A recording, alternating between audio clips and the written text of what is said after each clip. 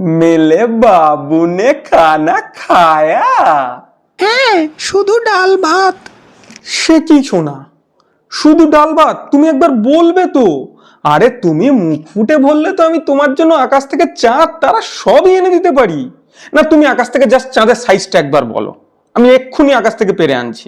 সত্যি তুমি আমার জন্য সব করতে পারো? আরে সব পারি মানে, তোমার জন্য আমি চোখ বন্ধ করে ভিক্টোরিয়ার চূড়া থেকে ঝাঁপ মারতে পারি, তারপরে হাওড়া ব্রিজের তারে ঝুলে ঝুলে তোমার বাড়ি পৌঁছে যেতে পারি।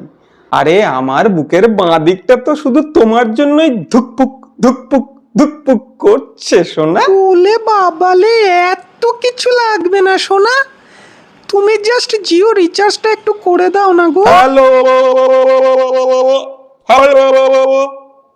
হ্যাঁ সোনা, তোমার গলা আমি কিছুতেই শুনতে পাচ্ছি না, মনে হচ্ছে হাওড়া ব্রিজের তারটা ছিঁড়ে গেছে, বুঝলে?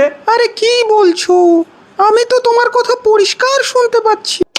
আরে না বাবু না, এই যে তুমি পরিষ্কার শুনতে পাচ্ছি বলছো সেটা আমি একদম শুনতে পাচ্ছি না। মনে হচ্ছে ভিক্টোরিয়ার চূড়া থেকে টাওয়ারটা লাফ মেরেছে গো। হ্যালো, শুনতে পাচ্ছো? হ্যালো। হ্যাঁ মনে হচ্ছে চাঁদটাও না মেঘের ভিতরে ঢুকে গেছে গো।